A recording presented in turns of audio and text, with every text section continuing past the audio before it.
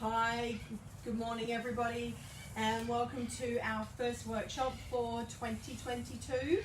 I will just do a bit of a chat for the first couple of minutes until we get some people watching. And I haven't had a fly around me all morning, but now that I'm talking, they're starting to come on in. So this morning's workshop is getting started early, how to grow your own seedlings. This is an online only workshop.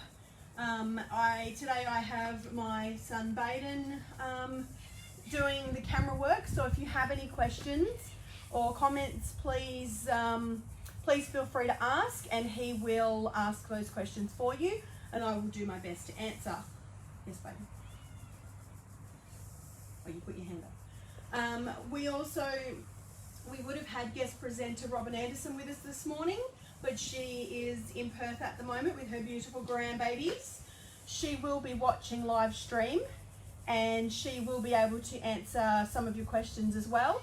So she will do some of the typing. So I'll do my best to answer your questions, but she will quite possibly jump in as well and answer you via the comment section. Please make sure you ask lots of questions this morning. We do have some really good prizes up for grabs. Thanks to a donation by one of our amazing group members, we have Hannah Maloney's book, The Good Life. I'm about halfway through reading it, and it's quite an enjoyable book. It's a really lovely read. So we'll have that available for a prize today. There will be a small seedling pack available. I will do up a kit this morning for one of our winners that'll have some of the equipment that you'll need to get started with doing some growing, and then there'll also be a seed packet kit that we'll put together as well. I will give you one clue for how you can win some of these prizes today, and that is to be interactive. Obviously, I know it's a bit hard that we can't be in person, but I want you guys to get in here with me, ask questions, make comments, and yeah, so you'll find out at the end of the workshop what the criteria was. Then I might chuck in some questions throughout the workshop as well. You will have to watch all the way through to the end though, that's the catch on how to get your hands on some of these prizes. So I think we've probably got a few people watching now, so we will get started. So yeah, for the first workshop of the season, I would just like to formally acknowledge the traditional owners of the land in which we stand, the Gadiada people, and I'd like to pay my respects to elders past, present and emerging. I would also like to acknowledge BHP, who are our principal partner. Without their long-running funding, my job just wouldn't exist, so thank you also to BHP. So, getting started. I have got notes printed up. I will add them to the Facebook group once I'm home later today. So planting seedlings can really give you a great head start to any growing season. I know I'm in the past I've been a predominantly seed person, but it's so tempting to just go and buy all your seedlings. It can be really, really expensive to do it that way, but it does give you a huge head start because you're putting in established plants as opposed to a seed. But yeah, like I said, it can be expensive, and unfortunately up here, our retailers here are absolutely fantastic, but they are at the mercy of the suppliers, so we don't always get that huge variety. The benefit of purchasing seeds is that obviously it's a lot cheaper and you can get a huge variety. I like to have lots of different varieties. My current stock take on my seeds at home for between home and the community garden is nearly 300 different varieties of seeds because I have a problem. But it means I can grow lots and lots of different things. But to wait till mid-April to put my seeds in, I'm already behind the person who in mid-April has gone and purchased seedlings. So the best thing that you can do is to go and buy your seeds and plant them early, but keep them protected so that we can then put seedlings in when it's time. things like, I'm not sure how many of you have tried to grow cabbage from seed. By the time you get your cabbage seed, our growing season just isn't long enough to produce a really good cabbage from seed. Whereas I know Kelly she grows the most amazing cabbages, but she grows them from seedling. So yeah, things like cabbages, if we can get them into trays now, by the time the weather cools down, we've got those seedlings and we've got a chance of actually producing some nice products. So today what we're going to do is we're going to go through a few hints and tips. And obviously I'm only new to this too. If you've been doing this for a while, please by all means jump in. Add some suggestions, some ideas on what you do, what's worked for you. If you've got some epic fails, let me know. I've already had a couple of epic fails in the shade house already, but I'm learning too. So can all seeds be grown as seedlings? No, they can't. Oops, I've skipped a section. So can I plant everything now? No. It's March, it's disgusting, it's hot. You are not going to be able to put your coriander and your lettuce in now. There are some things that it's no point doing. It just won't be any good. So use the grower's guide. I have got new ones, I've got lots of new ones. I've got these available. If you want one, let me know and we can arrange to get you one. Otherwise it is in I believe the files section on the group. I will repost it again this afternoon. But yeah, use this. This really is your best guide on what we can get started with now. So yeah, can all seeds be grown as seedlings? No. So there are some things that you really just shouldn't do. Corn is one of them, and pretty much all your root vegetables. You don't want to disturb that root. So transplanting those sorts of things can put them into a huge amount of shock. By the time they recover, you could have planted a seed at the same time and it'd probably be in about the same space. The perfect example of that, I think it was last year, Robin Anderson had grown some corn from seedlings. She put them in and they didn't die, but they just didn't thrive and grow. They sort of stayed at that same size for quite a long time, and in that time, if she'd put seed in, it probably would have grown faster. So yeah, I would avoid corn seedlings and root crop vegetable seedlings. Other seedlings that I probably wouldn't bother with, or don't give it such a huge lead time, is things like your zucchinis, your pumpkins. In April it's still nice and warm.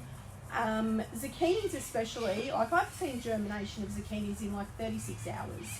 You don't need to plant those as a seedling because they don't need that 4 weeks. If you were to put them into a pot and grow them as a seedling, sort of now, by the time it's cool enough to put them in, they'll already be trying to fruit, and then it's probably, your pot's quite possibly root bound, and it's going to take weeks for it to recover. Whereas, yeah, with your zucchinis, they are just so fast. I would just plant your zucchinis direct. Otherwise, another option you could try is maybe a week before you want to plant them. Try planting them into a jiffy pot or a toilet roll tube so that it is an organic compostable material, and you can just pop that whole thing straight in the ground and not disturb those roots. We've all seen those videos on Facebook that show you how to use egg cartons. I don't know how many of you have tried. I've tried a few times and it doesn't, in my opinion, does not work. They get soggy and saturated and they fall to bits, and that disturbs your roots anyway. By all means, if you want to give it a go, but I personally wouldn't recommend using the egg carton method.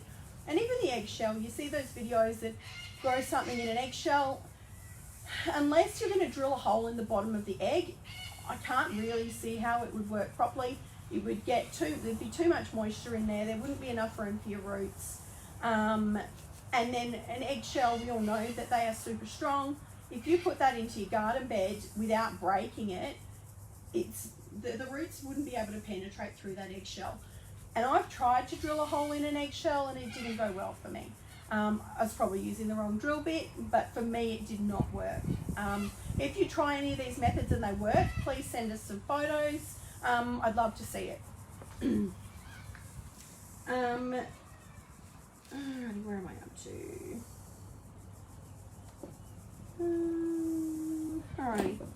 So, if you're a beginner, you don't feel confident, you've purchased your seeds, you've only got a small amount, you're not, whoa, sorry about that, bit of wind.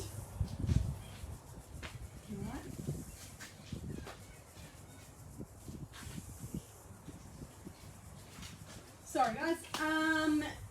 Yeah, you've purchased your seeds, you don't have a crazy amount of seeds like I do, you don't have a lot of room to make a lot of mistakes. Where do you start? Like with all beginning gardeners, I always recommend tomatoes and basil. Tomatoes and basil you can do now. So do some experiments, get your confidence up with your tomatoes and your basil, and then slowly, then start with, try your chilies and your capsicums and your eggplants. And then once you've got your confidence up with those within a few weeks, we're getting closer to that growing season. Try putting in some of your more harder to grow or more delicate seeds in. So yeah, tomato, you can't go wrong with tomatoes and basil. If anybody needs basil seeds, let me know. I don't sell them because it takes far too long to package them up. This is not going to work. But I've got tons of seed in the community garden and I can very easily give you some basil seeds, and that's a really easy spot and it won't cost you anything, place to start.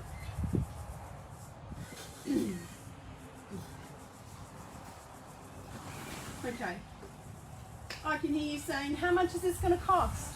Is this going to cost me a fortune to fail at raising some seedlings? Any of you who know me know that I am not a believer in spending a fortune to grow some free vegetables. I do things as cheaply or as freely as I can. There are some things you will have to spend money on, but they're not super expensive. You can make it as expensive as you want. Not everybody needs a 4-metre shade house. Obviously that was an expensive investment. But for your home garden, you don't need that. I'm very fortunate I have a shade house at home, but I did manage to pick that up pretty cheaply, and it's certainly not a big walk-in one, but it will do the job for what I needed to do at home. If you're just wanting a small space, you can very easily make that up. In the past, I have made up ones that have gone directly over the garden bed, and all I've done is got some old, the black retic pipe, some chicken wire and a bit of shade cloth. Now I've had all of those things lying around. I haven't had to purchase anything new, and you just attach them on and it sort of, you can sit it in your garden bed and it makes like a dome shape. Even that is perfectly fine if you're not sure that this is going to work out for you. So you can do it pretty cheaply. Your pots and things. Now I'm really, really fortunate. I've got these trays which are perfect to use. But these are all donated. I have not purchased these. They've come from different places over the years, and they're great. So I will have proper trays. You can purchase the trays. I did see them at Home Hardware. Everything you'll see me use today, I have purchased locally. I think I got everything from Home Hardware. It was all just readily available on the shelves. I know Janice out at Headland Garden Centre in Wedgefield has a lot of this stuff. And I'm pretty sure that Headland Down to Earth Nursery at Red Bank has most of this stuff too.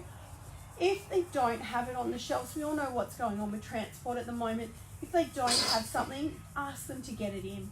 Our retailers are fantastic. They're more than happy to help.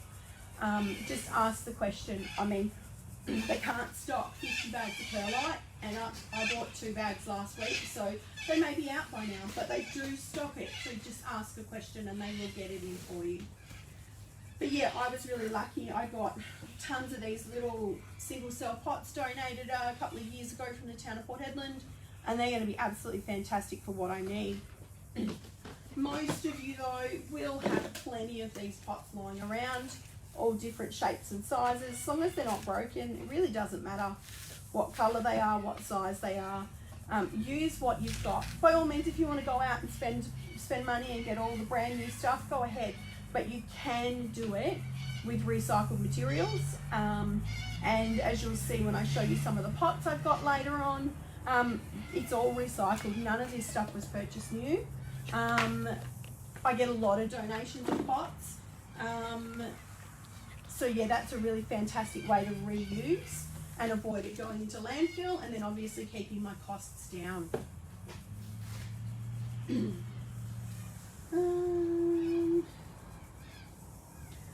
The one thing I will recommend spending good money, and this is where you should really probably spend the most money, is on your potting mix.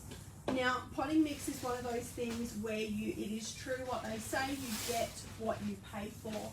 I know those $3 bags are really, really tempting. Excuse me. But look at, and I mean, we've all done it. I've done it, you know, heaps of times. The quality, but you know, you can't really expect a top quality product for $3 for a bag. This stuff here I got at Home Hardware. I think it was maybe $10 to $15 a bag. But it looks like it's going to be a pretty good quality product. It's got the seaweed in it, and it is a premium potting mix. So what I use to raise my seedlings, you can get the seed raising mix, you absolutely can. I've not really done a lot of work with it, but obviously to do it in bulk, I'm going with a premium potting mix and some perlite. Now this is the bag that you can purchase locally. You can get bigger bags up from Bunnings, so next time you go to Broome or you're down in Perth, you can get bigger bags, but I'm finding that a bag this size is doing me fine for what I need at the moment. So if you're just doing enough for yourself at home, one of these size bags is probably going to be more than enough. With your perlite, so do your research on perlite. Perlite is not a renewable product. It does come from volcanoes, I believe it is, and it's like I said, it's not a renewable product, but it also doesn't break down. So when you use it, you can reuse it and reuse it and reuse it for years and years. So once you've finished using the potting mix for your seedlings, you can then reuse that, add some more potting mix in, and your perlite's still going to be there. So it is one that you can reuse many, many times over, which balances it out for me because I'm not constantly purchasing a new product. Liquid fertilizer, you don't need it when you're actually planting your seeds, but you will need it from about 2 weeks on. Any organic liquid fertilizer that you want to use is fine. I make my own. I use either the leachate from out of the worm farm, or you can ferment your weeds and use that, or you can go and purchase something. You know, I think most people use a bit of sea salt, and that's perfectly fine for doing your fertilizing. And it's also really important when you start to transplant your seedlings that you use that liquid fertilizer to stop it going into transplant shock. Now remember, to win some of these prizes today, we have to be interactive. So say hi, ask some questions. Alrighty, and then obviously you need your seeds. Your seeds you can purchase locally or you can get some of them through myself. Home Hardware usually have a good selection, and then Red Bank, Headland Down to Earth Nursery at Red Bank also have a good selection as well. I do tend to get a lot of my seeds online because I do buy in bulk, and I buy lots and lots of different varieties, so I do personally prefer a smaller packet so that I can get more different varieties. But it is certainly something you can get in town. Where are we up to? A dibber, which I'm not sure if I got out. Baby, can you go into the toilets and get, there's a clear bucket in there, container with all the seeds. Can you bring that out for me? A dibber, so if Baden can find it, I knew I'd forgotten something. What we did was we got some secondhand butter knives from the op shop, and we got the wonderful Val Middleton to grind it down for us. And that's our dibber, but you can use anything really.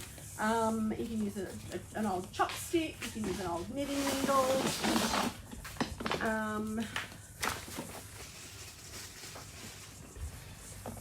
Much of it, it's not here.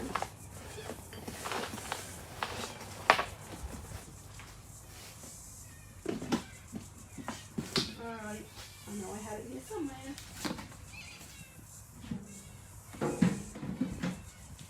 No, but anyway, all it was a butter knife that we ground down. Hay and some mulch you may or may not need. It depends on what you're potting up into. Because the trays I use, most of them have got these big holes like this. If I put potting mix straight into here, it's going to go straight through. So what I do is I like to put a thin layer of hay. I'm lucky I've got bulk hay here that's got some goat manure in it. And that'll give it a bit more nutrients as well while it's growing. And it'll keep that soil in the tray. But if you're using pots and things, you wouldn't necessarily need it. And some disposable gloves. Now, I'm not a disposable gloves kind of person. However, when you're using pot, and you know, decide for yourself. The instructions do say that when you're using potting mix, you need to wear gloves. You can't really use garden gloves when you're doing this sort of stuff because you're dealing with a lot of really fine seeds. So that's where I choose to use the disposable gloves. Necessary evil for that one. I do have a couple of cuts on my hands at the moment, and I don't want any potential harm or bacteria or pathogens that are sitting in the potting mix to get into my cuts on my fingers. Okay, so we're going to get started, and I'm going to show you what to do. So baby, if you want to bring the camera around for me.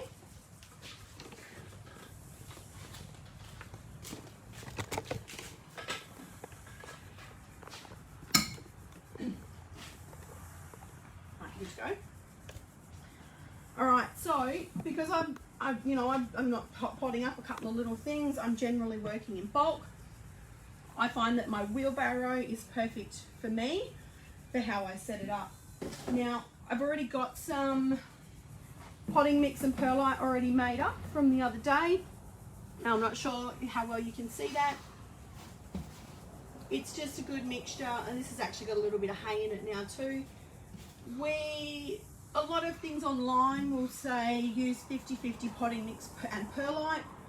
To me, that's really expensive. And with your seedlings, they're only going to be in there for, 4 weeks maximum, really. So to me, using all that perlite probably sounds a bit excessive. So I have made it, and look, you can see that. Can you see that properly, baby? Can you see the perlite in there? Yep.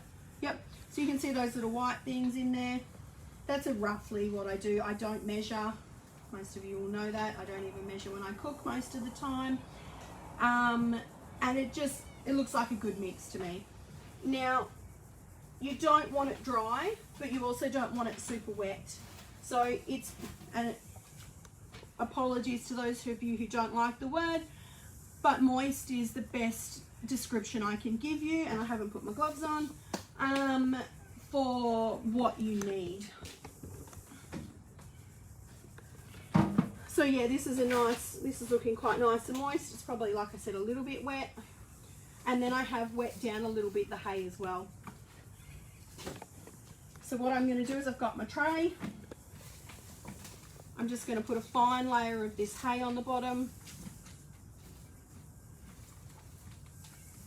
Not too much, just enough to sort of keep in the majority of the potting mix.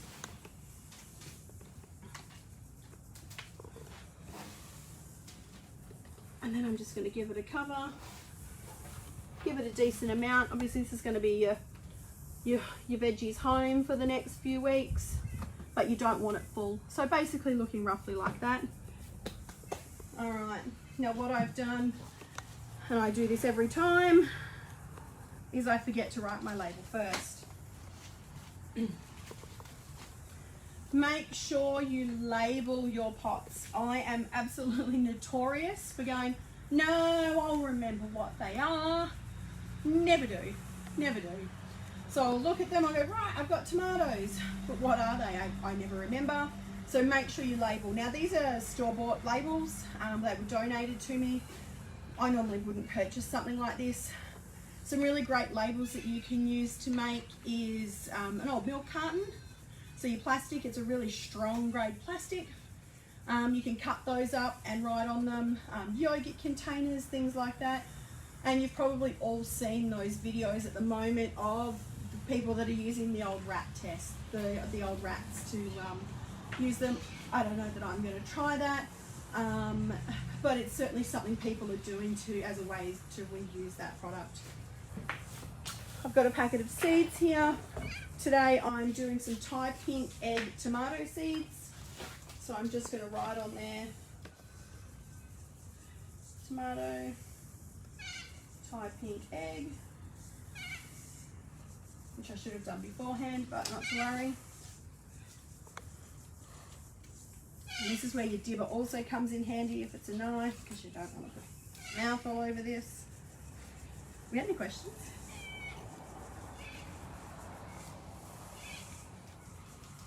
Alright, now when you're doing it like this, you really don't need to worry about spacing, because we're gonna transplant all these out in a few weeks' time. You obviously don't want to chuck them all in the one clump, but they don't have to be. You don't have to follow your packet instructions on your spacing. All right, so I've just sprinkled those seeds out around straight on top. And then what I'm going to do is I'm going to get another layer of this potting mix and just sprinkle it on lightly. And then I'm just going to pat it down, just firm it down like that.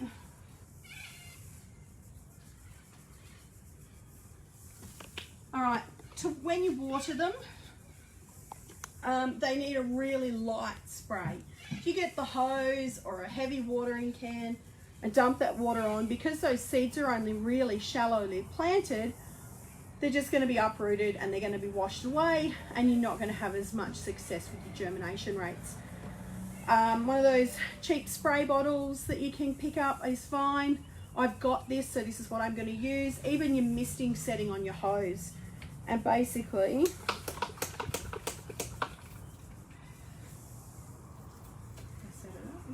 just get it to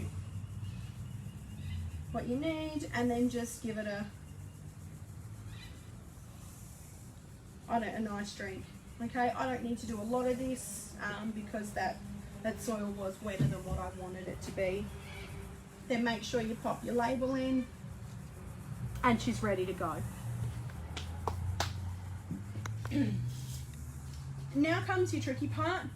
This was the easy bit. Your tricky part is, I forgot, is caring for them. Okay, like I said before, yes.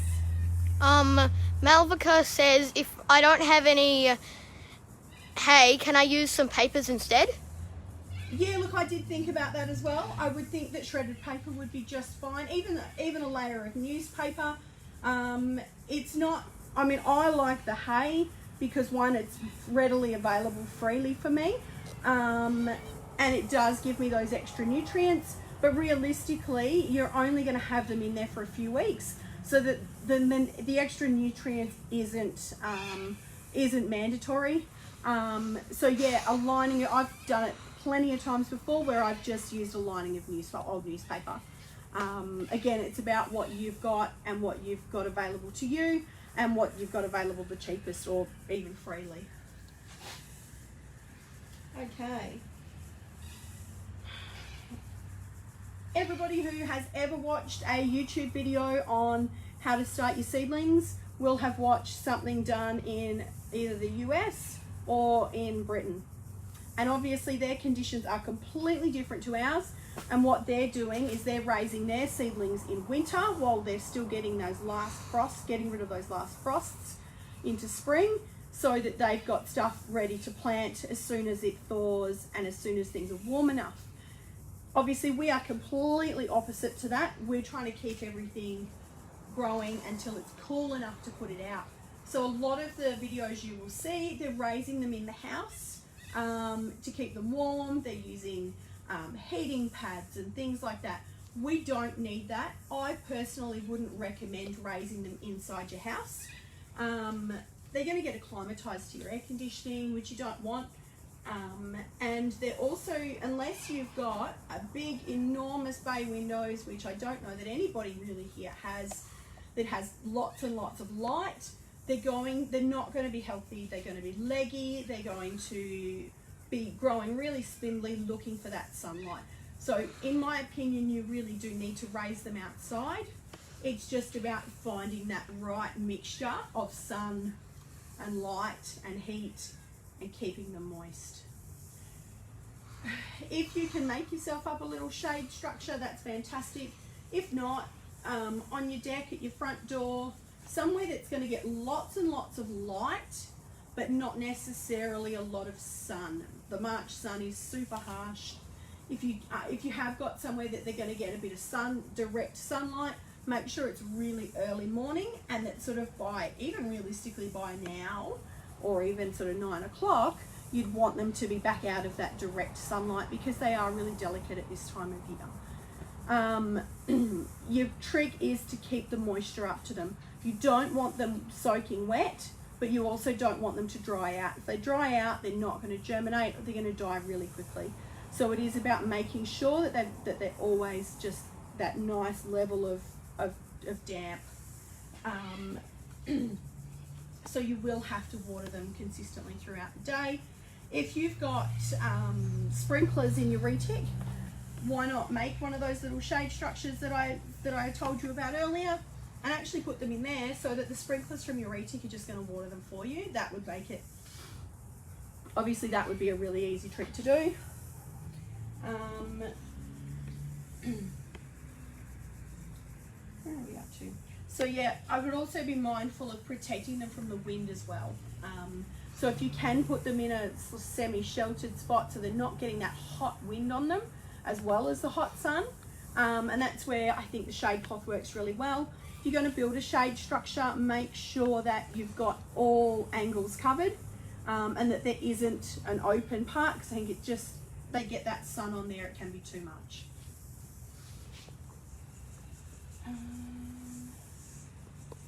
You can purchase shade houses. I've got one at home that we're going to repurpose this year. When I purchased it, it had a plastic covering over it. We tried, it failed miserably. Even in the full shade, that plastic, the heat and the humidity in there wasn't enough air. It just cooked them. They germinated really fast, and then they just cooked, even though we kept the water up to them. So yeah, if you can get one, it needs to have shade cloth, or just rejig it yourself like I'm going to do with mine. The plastic also didn't last in our environment. It broke up very, very quickly. So yeah, if you're going to get one of those, make sure it's got shade cloth and not plastic.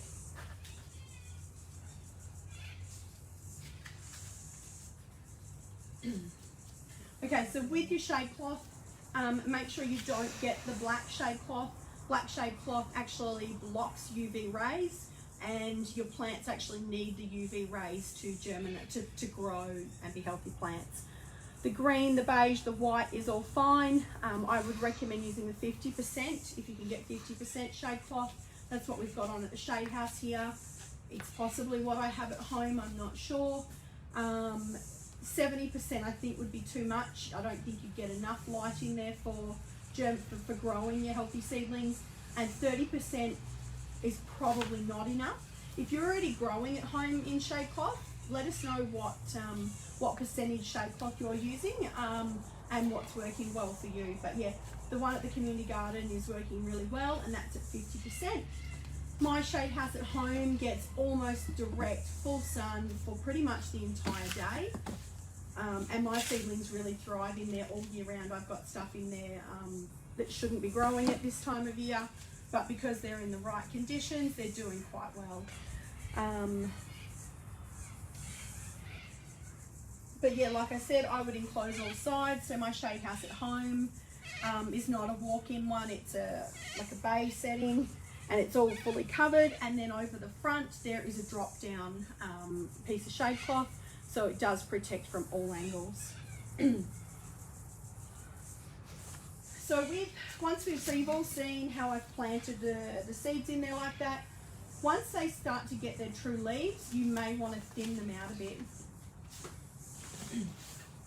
So this is a tray that I did a couple of weeks ago, basically exactly the same, it's just a larger tray, and they're all getting quite big now, and so these desperately need to be transplanted. And this is where I need my dibber that I can't find, but tomatoes are very resilient, they're very tough, so we should be fine. Sorry, Robin, I know I'm going to do this part wrong. So, what you can do is you can put them into these single cell pots. These I think are probably a little bit too big now to go into this little single cell pot. So I will put it into the next size up. And this is something that's only new to me, but you will see it in every gardening video that you watch. With pot sizes, you don't want to go from something being really crowded to having a big enormous pot while you're raising them up. You want to just move them slowly. Now Robin Anderson, if you're watching, can you explain the why to everybody on that? I understand it, but I know you explained it better than I do. So what I'm going to do, you don't need the hay, but I'm going to chuck a bit in there anyway, just because I've got it. Alright, what I'm going to do is I've just put a small amount of the potting mix in there.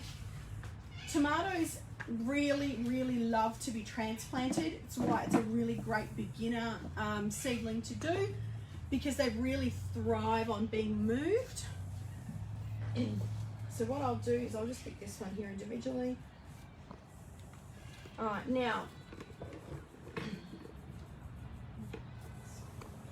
with your tomatoes, you will have all noticed that on their trunk, they've got all these hundreds of tiny little hairs. Now, each of these little hairs has the ability to become a root. So what we're going to do with our tomato is we're going to bury it, pretty much, if the pot's big enough, I'm going to bury it all the way up to this first set of leaves. And then what's going to happen is this entire trunk here is going to drop roots all the way up, and it's going to make it a much stronger plant. And you can do that. I've done it with much larger tomato plants as well. If you need to move your tomatoes because they're too close, you can absolutely dig them up and move them. Yes. Lee's asking if you're selling any of those tomato seedlings. Not at the moment, but I will be in the next few weeks. So part of the seedling pack that's up for grabs today does have a couple of tomato seedlings in it. So somebody will get a couple today for free, but they will be available. The whole thing behind the shade house is so that I can grow seedlings to have them locally available. So over the next couple of weeks, I will be spending a lot of time planting seeds for seedlings, and so hopefully come mid-April when the weather breaks, I should have lots of locally hardened seedlings available, but it will all be advertised, and hopefully we'll have enough for everybody to get something. All right, so what I'm going to do, all right, is pop that in, and I've got that quite deep. I'm just going to sort of put my fingers over either side very gently to hold it up.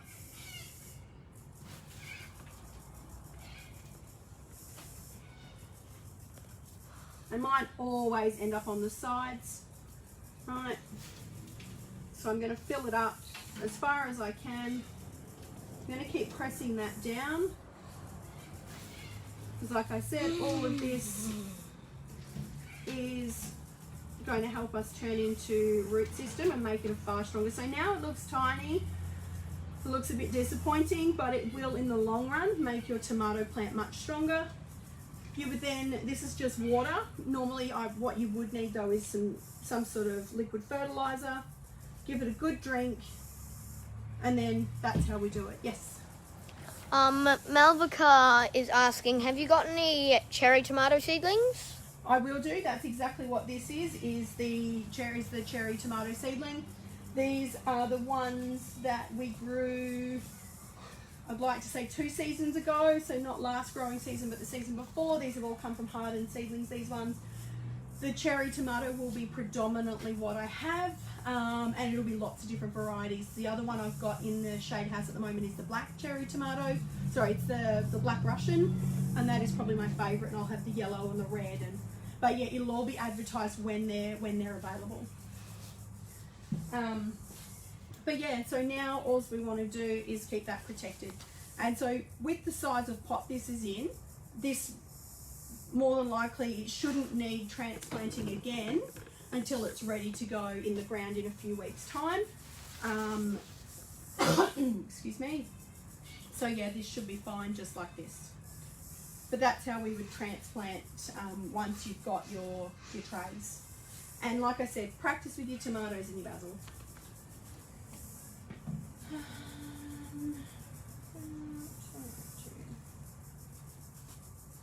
What you can also do with this, if you're going to sit this in here for a few weeks, is you can start adding some compost in as well. Obviously, if you've used all your potting mix, or you haven't got a lot left, but you've got plenty of compost, start mixing it in. You could chuck a bit of worm castings in here as well. Really give that seedling a really good, strong chance. But again, it depends on what you've got.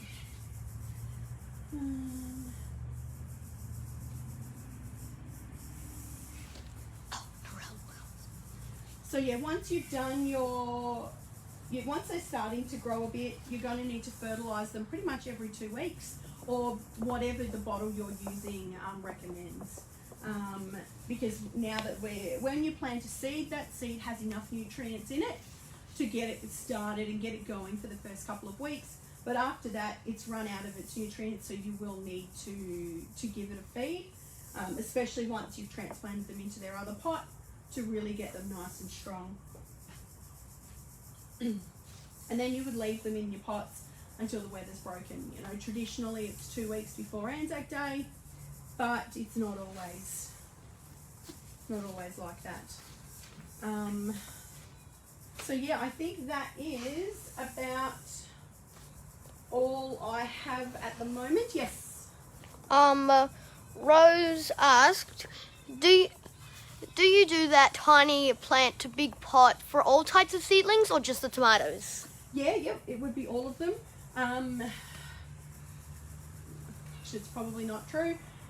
It'll depend on what you're doing. If you're planting your seed, like if you're doing your trays, if they're crowded, you would need to transplant them into that bigger pot.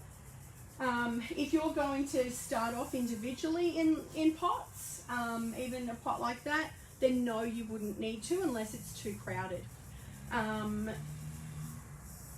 It's just going to depend on what you've got and how much you've got as well.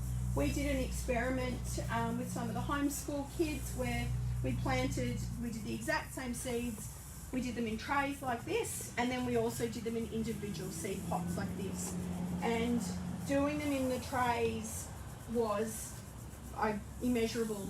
The germination rate, the speed of growth, the quality of seedling was 10 times better growing them in the tray like this than it was planting them individually.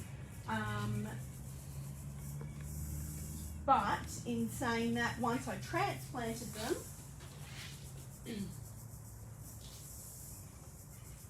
say for example, so this is, yes. Anne would like to know, when you plant a tomato, would you post in as well? Oh, as in a stake? It depends on what you're doing. If you're planting them into trays like this and doing them now, then no, because you're going to get them out into the ground before they grow up and need staking. If you're planting, I suck at tomatoes. I do the wrong thing every year, and every year I regret it. When you plant your seedlings into the ground, into their final spot, yes, you need to stake them straight away. I never do, regret it every single year. But yes, it is really important to stake them when you plant them so that you're not damaging those roots when you do stake them. In saying that, do it every year. I've never lost a tomato plant yet. but they're also not neat and tidy the way they're supposed to be. Mine are usually just a bit of a sprawling, rambling mess. If that's what you meant by stake, if not, clarify that and I'll see what's going on. Yes. Malvika wants to know, when is the good time to transplant the seedlings to garden beds? Depends on the seedling, and depends on the season as well. The Grower's Guide will give you a little bit of a guide on when it's the best time to plant. Generally, the majority of things are that 2 weeks before Anzac Day, so mid-April, if the weather has broken. If we are still experiencing 40-degree days every day, then it's not time yet. But for anybody who's spent a couple of years here, you'll know that sort of generally that early to mid-April, all of a sudden you go out one morning and go, oh look, someone switched the aircon on out here. You'll know, and we'll all be telling you, like as soon as that weather breaks, you'll see me planting like crazy. Follow your Grower's Guide. Look, there are absolutely some things you can get in now. Some people will even be planting tomato seeds directly into their garden now, but I would suggest that they're probably very experienced growers. If you're new, I would try raising your seedlings now. I wouldn't bother doing your corianders and your Asian greens, those really delicate things just yet. I would wait a few more weeks, especially your Asian greens. They grow so fast, but if it's too hot, they will bolt really quickly too. Your really hardy things like your tomato, your basil. At the moment, I'm also planting chilies, eggplants. If we have a look at the list, so what I'm going to be planting in the next week, the basil. I might give a little bit of the Asian greens a go in the next couple of weeks. Capsicums, chilies, eggplants, the kangkong, lemongrass, loofahs, okra, pumpkin, your melons, rocket, silver beet, sweet potato, your tomatoes, watermelons, that sort of stuff in